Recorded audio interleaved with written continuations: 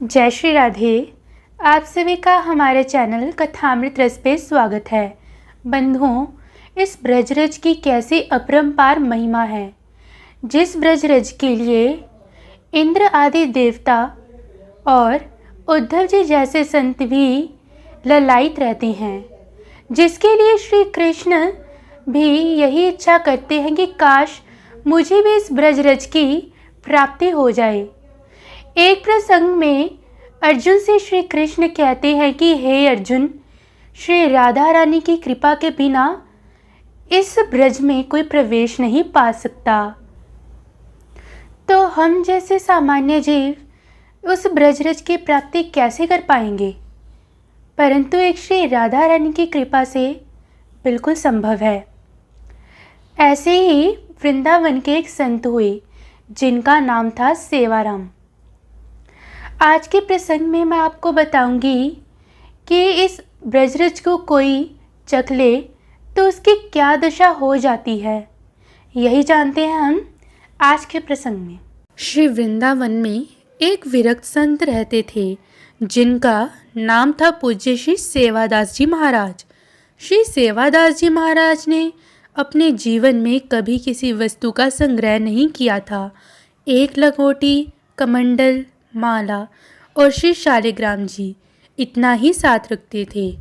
एक छोटी सी कुटिया बना रखी थी जिसमें एक बड़ी ही सुंदर संदूक रखा हुआ था।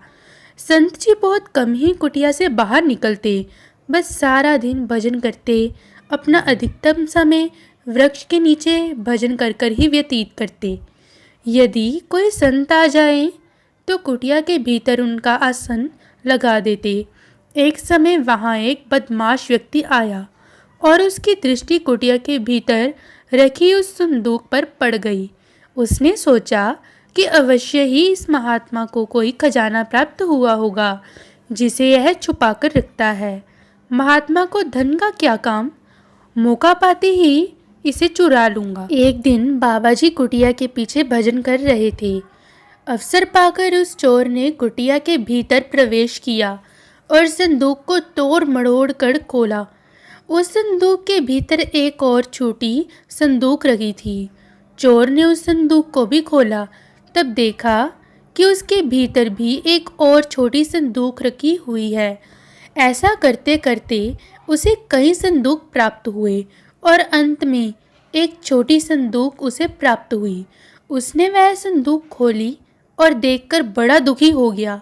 उसमें केवल मिट्टी रखी थी। अत्यंत दुख में भरकर वह कुटिया के बाहर निकल ही आ रहा था कि उस समय श्री सेवादास जी वहाँ आ गए। श्री सेवादास जी ने चोर से कहा, तुम इतने दुखी क्यों हो?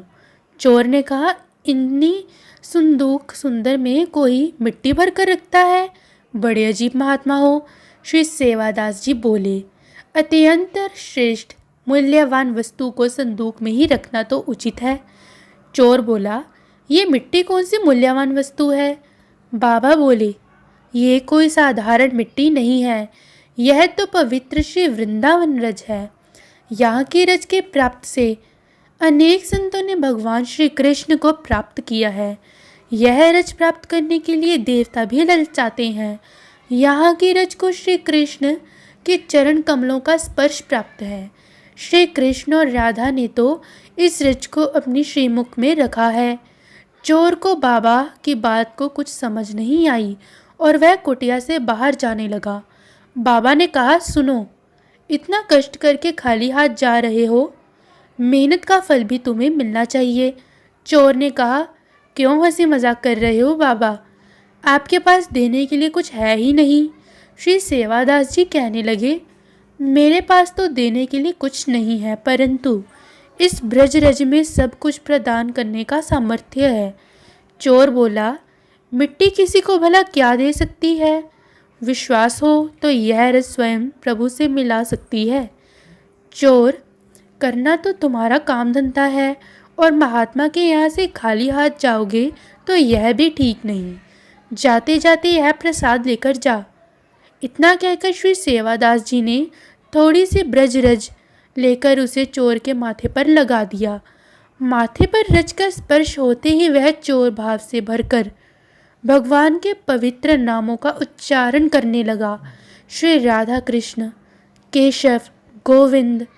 उसका निर्मल हृदय हो गया और वह महात्मा के चरणों में गिर पड़ा। महात्मा ने उसे हरि नाम जप और संत सेवा का उपदेश किया। यह उसके बाद उसका जीवन श्री कृष्णमय बन गया।